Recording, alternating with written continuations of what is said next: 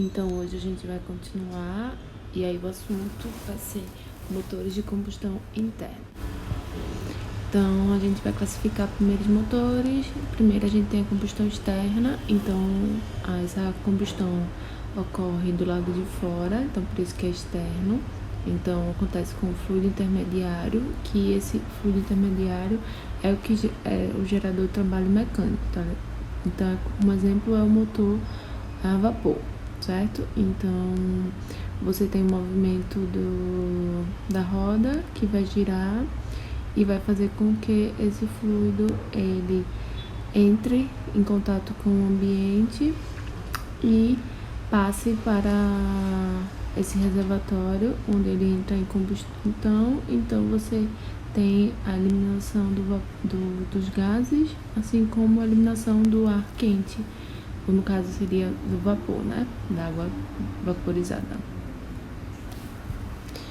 Então a gente tem os motores de combustão interna, são os motores onde os produtos de combustão constituem os mesmos fluidos de trabalho, ou seja, no caso, motores de combustão interna podem se distinguir ainda entre motores alternativos, do tipo ignição por centelha, e motores de ignição por compressão, ou diesel, né?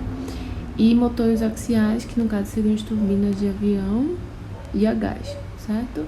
Então a gente tem movimentos alternativos ou motores de movimentos axiais. Então, os motores modernos são derivados e constituídos por motor Otto, que seriam os motores alternativos, com combustão por centelha, e o diesel sem centelha. E as características básicas são as seguintes, né? Os motores de ciclo Otto utilizam combustível de baixa volatilidade, como a gasolina e o álcool, e para essa ignição necessitam de centelha produzida pelo sistema elétrico. Já os motores de ciclo diesel utilizam como combustível o óleo diesel. A informação desse combustível injetado sobre alta pressão na câmara de combustão ocorre pela compressão do ar e, consequentemente, a elevação da temperatura. Então, basicamente, a taxa de compressão de um motor a gasolina é entre 8 a 10, de álcool 9 a 12 e do diesel é bem maior, de 16 a 21. Então, por isso que ele vai ter a processo de combustão por compressão. Então, motor de combustão interna, no diagrama aqui de blocos, a gente tem as entradas e os objetivos, né, de entrada seriam o ar e o combustível, e a saída seria a energia mecânica, ou seja, a energia capaz de movimentar algum outro sistema. E aí a gente tem, no motor, a gente também tem a injeção, né, a lubrificação, a refrigeração e a energia elétrica, e os efeitos, o que a gente descarta seria o calor no motor e os gases de combustão, certo?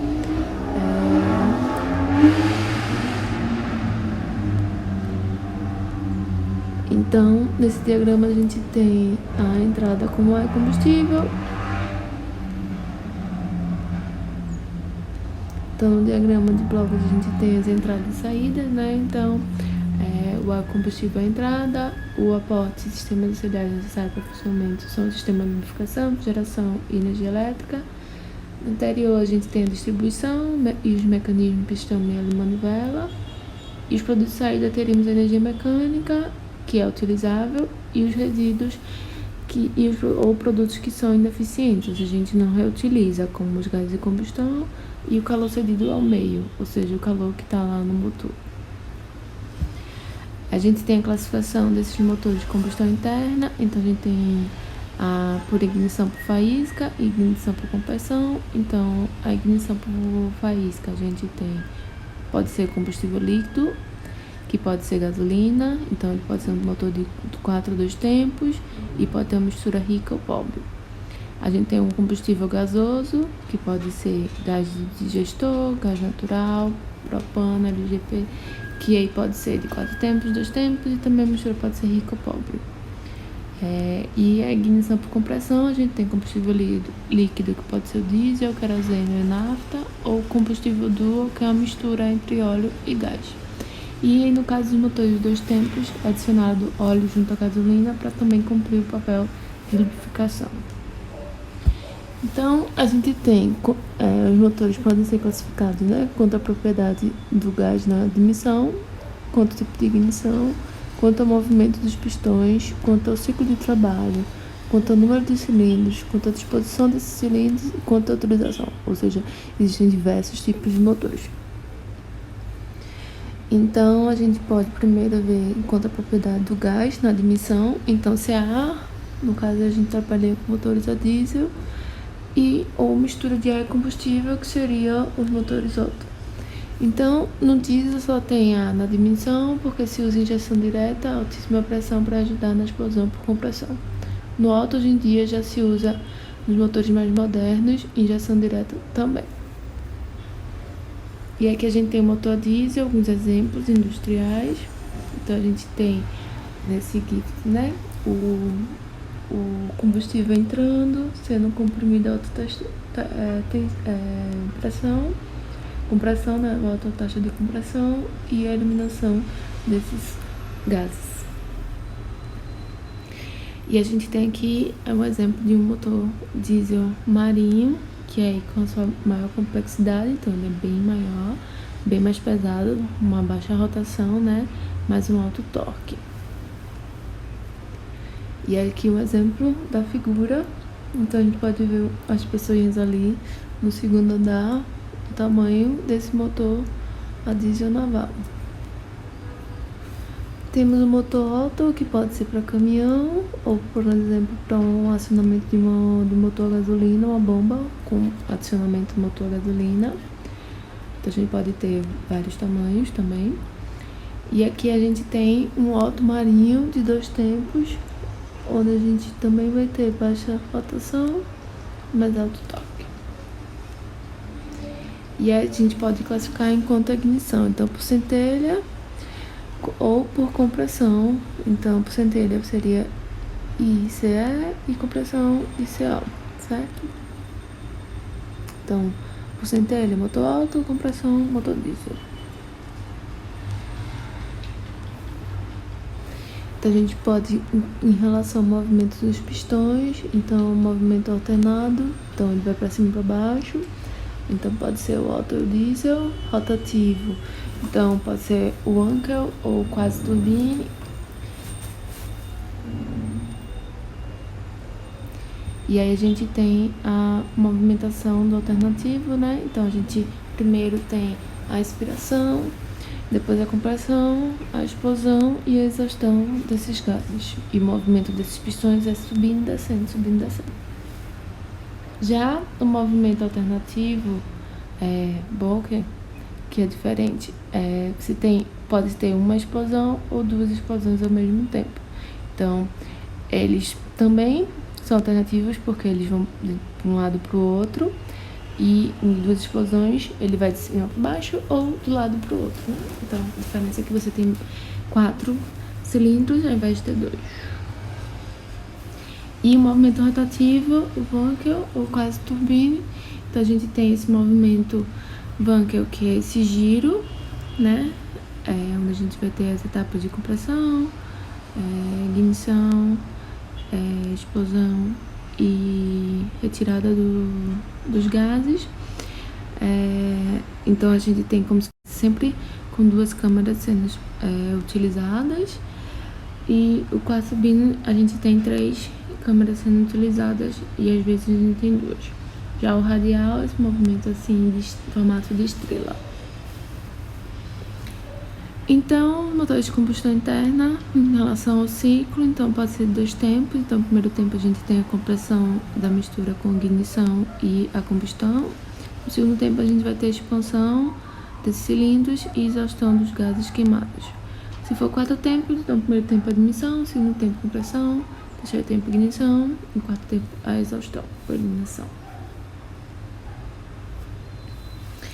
Já a quantidade de cilindros podem ser monocilíndrico, ou seja, só um cilindro, ou policilíndricos, podem ser diversos. Então, exemplo aqui é um motor em formato de V com 6 cilindros. Em V só que o ângulo entre os cilindros é menor do que o usual, ficando mais próximos usando um cabeçote. Então, a diferença é que se fosse de um V8, a gente teria 2 cabeçotes.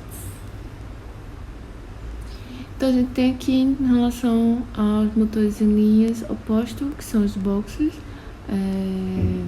Então, a gente pode ter em linhas ou boxer, né, nesse formato oposto, ou em V ou em estrela radial. Então, a grande vantagem de não ter um componente na gravidade para vencer esses boxers, mais balanceado e um torque mais elevado. Então, é utilizado nos motores que tem essa capacidade, esse formato em boxer. Os Vs, né, ou estrelas, então a gente tem esse formato, esse ângulo entre os pistões, os cilindros, né? Já o motor boxer aqui, os cilindros estão deitados, opostos a 180, e o motor boxer também é chamado de motor com cilindros contrapostos, que são montados em posição horizontal ou longitudinal em motores em motos, helicópteros, aviões e, é claro, em carros. As vantagens desse motor é o baixo centro de gravidade, isso auxilia com o seu comportamento mecânico e vai tanto dando mais estabilidade e controle ao seu sistema. Além disso, ocupa menos espaço longitudinal a comparar com cilindros em linha e está menos sujeito a forças internas. O menor nível de vibração, devido ao melhor balanço rotacional, são também conhecidos pelo seu som, né, pelo barulho. Então, as desvantagens é que são quase nulas, mas pode salientar a dificuldade em fazer alguns serviços, questão de espaço, né, de logística, e configuração inadequada para mais de 6 cilindros. O motor em linha, os cilindros são paralelos, movimentando-se na horizontal, isso significa que todos eles sobem e descem na mesma direção, e a árvore de comando é única, geralmente pressionada por uma única corrente de comando. O funcionamento é uniforme, pois as pulsões acontecem em sequência constante e o pistão desce enquanto o outro sobe. A vantagem é um ganho de torque em rotação mais baixas, pois as ignições duram mais, pois afinal a ignição logo após a outra é determinada. Porém, isso traduz uma maior vibração, pois o funcionamento do motor não é tão linear. E aí as vantagens é uma engenharia mais simples do que o boxer, custos menores de produção. A desvantagem é a sua refrigeração. Então, os cilindros ficam, o centro do motor tende a aquecer mais e o ajuste da alimentação é diferente nesses cilindros. Além disso, quanto mais cilindros tem o motor, mais largo ele fica e por isso nunca vemos de 12 cilindros em linha. Porque isso seria muito grande, né? Demasiadamente grande, ocupando muito espaço. Já o em V, os cilindros não atuam paralelamente, eles vão estar nessa angulação, e aí uma diferença mais ou menos de 60 graus entre um cilindro e outro. E as vantagens, esse tipo de engenharia fornece duas diferenças em relação a motores em linha. Ele não aumenta a largura do motor e favorece o resfriamento. Maior rendimento mecânico devido ao fato do motor alojar mais cilindros, ocupam menos espaço, existem frentes mais baixas, favorecendo a aerodinâmica. E as desvantagens seriam maior vibração, engenharias mais complexas e maior ruído. E aí, quanto à utilização, então os motores podem ser estacionários, fixos, industriais, veiculares ou marítimos. E a constituição, então, o motor de combustão interna pode produzir movimentos de rotação por meio de explosões alternadas dentro dos cilindros fechados e suas partes fundamentais são o cabeçote, o bloco do motor e o conjunto do motor. Então, a gente tem aqui também outra foto de outro motor que a gente mostra a polia de comando de válvulas, as correias dentadas, os pistões, os tensionadores dessas correias dentadas, a polia do virabrequim e o eixo do virabrequim. Temos a bomba de óleo lá embaixo, a biela no nosso sistema lá do nosso cilindro, a válvula de admissão, as válvulas de exaustão, a mola leva essas válvulas, o eixo do comando dessas válvulas de abertura e fechamento. O cabeçote estão as câmaras de combustão, que com seu dispositivo permitem a admissão, a compressão e a queima da mistura, que causa as explosões alternadas que movimentam os êmbolos, e ainda a expulsão desses gases resultantes da queima. Então a gente tem o cabeçote, a junta do cabeçote e a tampa das válvulas, né? E aí a gente tem as válvulas, existem dois tipos, a de admissão e a de escape, então elas são adicionadas por um sistema de comando de válvulas, e o movimento do virabrequim é transmitido por esse eixo de comando de válvulas por meio de engrenagem. Então a gente sabe quando é que vai abrir ou fechar, dependendo da posição do cilindro. O eixo de comando de válvulas liga-se por uma vareta no eixo dos balancins, e esse, por sua vez, acionará as válvulas. Então, a abertura e o fechamento dessas válvulas estão relacionados com o movimento do pistão e com o ponto de injeção, de modo a possibilitar o perfeito funcionamento do motor. As engrenagens de distribuição podem ter uma relação de 1 para 2, o que significa que cada rotação da árvore das manivelas corresponde à meia rotação da árvore do comando de válvula. Então, a gente tem no exemplo aqui a árvore do comando de válvula, o tucho, o ressalva, a vareta, o balancim, o eixo de balancim e a válvula. Isso aqui é um sistema mais antigo, tá? Hoje agora a injeção tudo eletrônica, então não tem esses partes mecânicas. Então, o bloco do motor, a gente tem a estrutura principal, né, desse motor. Ele aloja os cilindros, onde se encontram os pistões, que se movimentam, serve de apoio para fixação e movimento da rotação das árvores das manivelas, e ainda para fixação dos cabeçotes. Então, a gente tem a junta, as camisas e o bloco. O cárter fecha o bloco na parte inferior e serve de depósito para o óleo lubrificante do motor. Normalmente é fabricado de chapa dura por prensagem. Então também tem junta. E o pistão e o êmbolo é a parte do motor que recebe o movimento de expansão desses gases. Normalmente é feito de liga de alumínio e tem um formato aproximadamente cilíndrico. No pistão encontram dois tipos de anéis: o anel de vedação, que são mais próximos da parte superior da cabeça do pistão, e os anéis de sublubrificação, que estão mais localizados na parte inferior do pistão, e tem a finalidade de lubrificar as paredes desse cilindro. O pistão liga-se a biela através de um pino, e o pino é normalmente fabricado de aço cementado. E o conjunto móvel transforma os movimentos retilíneos que vão vendo os êmbolos que se prendem em suas árvores de manivela em movimento de rotação. Então, as rodas do veículo, que transmitem as rodas do veículo causando o deslocamento do mesmo. Então, a gente tem a biela, que é a parte do motor que liga o pistão ao virabrequim, e é fabricado de aço forjado e divide-se em três partes: cabeça, corpo e pé. A cabeça é presa no pistão pelo pino, e o pé está ligado ao virabrequim através de um material antifricção chamado de casquilho ou brosina. Ou puxada. Não, depende. Virabrequim é também chamado de árvore de manivelas, é fabricado de aço forjado ou fundido e possui mancais de dois tipos: os excêntricos, são ligados aos pés das bielas, e de centro, que sustenta o virabrequim ao bloco.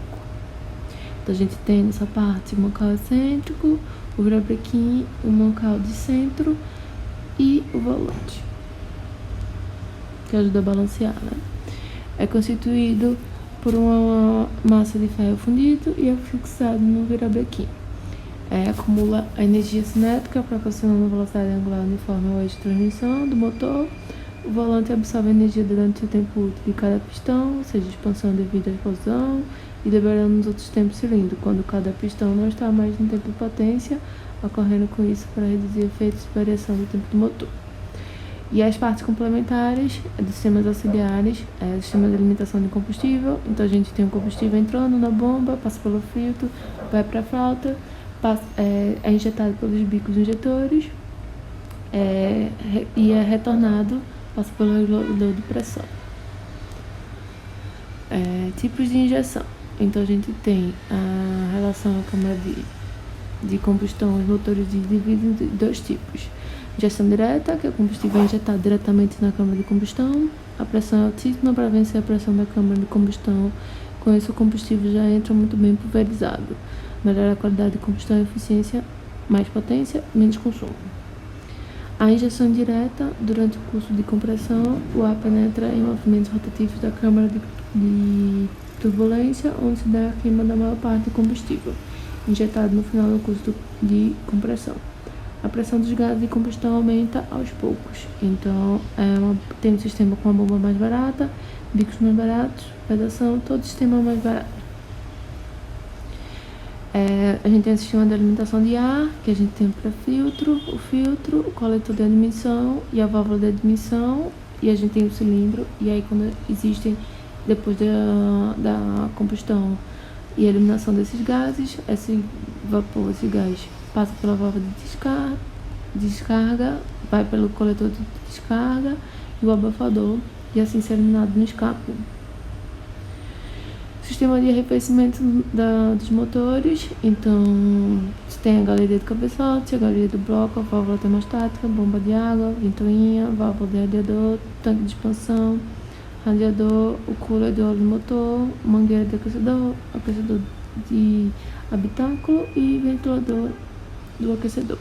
Então é um sistema bem complexo para a gente refrigerar o motor e assim manter o nosso sistema mais estável e mais eficiente. Sistema de lubrificação, então a gente tem um sensor de pressão de óleo, filtro de óleo, trocador de calor para resfriar esse óleo, válvula reguladora de pressão, o cárter e a bomba de óleo. Então a gente tem o óleo sendo, ele passa por todas as regiões do motor, né? E sistema elétrico, que a gente tem o sistema de ignição, o sinal de partida, o regulador de voltagem, e entra no alternador para girar, dá motor de partida e temos a bateria. E o acionamento de motor em 4 tempos. Então a gente já entra nos tempos, né, de motor de 4 tempos. O primeiro tempo é a admissão, então a válvula de admissão abre e o escapamento mantém-se fechada, ou a válvula de escape. O êmbolo desce, aspirando a mistura gasosa para dentro do cilindro. No fim desse curso, a válvula de admissão fecha e a árvore de manivelas terá dado meia volta. No segundo tempo, a válvula de admissão e de escapamento mantém-se fechada. Ao subir, o êmbolo comprime a mistura na forma de combustão, do que resulta de vaporização devido ao calor gerado pela compressão. A árvore de manivelas terá completado uma volta. No terceiro tempo, combustão, ambas as válvulas permanecem fechadas e a mistura comprimida ao ser inflamada pela centelha de vela da ignição causa explosão, empurrando o êmbolo para baixo. No fim desse curso, a válvula de escapamento abre-se e aí a árvore de manivela teria dado uma volta e meia. E no escapamento ou exaustão, as válvulas de admissão continuam fechadas, mas agora a válvula de escapamento abre-se progressivamente à medida que o êmbolo sobe e expulsa esses gases resultantes da queima. A árvore de manivela terá dado 2 voltas, ficando em posição de iniciar um novo ciclo de trabalho. Então a gente volta para a admissão. Já o motor de 2 tempos completa o seu ciclo de trabalho com apenas uma volta na árvore de manivelas. Então a grande maioria dos motores de 2 tempos não possui válvulas. Os motores têm abertura nas paredes dos cilindros, chamados de janelas, através do quais entra a mistura e sai esses gases resultantes. Alguns tipos de motores de 2 tempos possuem apenas uma válvula, que seria de escapamento. Então, o primeiro tempo seria admissão e compressão juntas, então a janela de escape está parcialmente aberta, enquanto a janela de admissão e de lavagem estão fechadas. O êmbolo forma uma depressão no cárter. Nesse primeiro tempo ainda, o êmbolo inicia a compressão da mistura, a janela de admissão está parcialmente aberta, a mistura penetra no cárter sobre o êmbolo. Terminada a compressão, começa a combustão da câmara, devido à centelha da vela. A mistura continua a entrar no cárter. No segundo tempo, devido à combustão iniciada no final do primeiro tempo, dá-se a explosão que empurra o êmbolo para baixo e abre-se parcialmente a janela de escape, enquanto se fecha a janela de admissão. Nesse ponto, abre-se uma janela de lavagem e a ação do êmbolo, a mistura do cárter enche o cilindro acima do êmbolo e provoca a expulsão desses gases resultantes da combustão. Desse modo, completa-se o ciclo de trabalho e o conjunto fica em posição de começar novamente o primeiro tempo.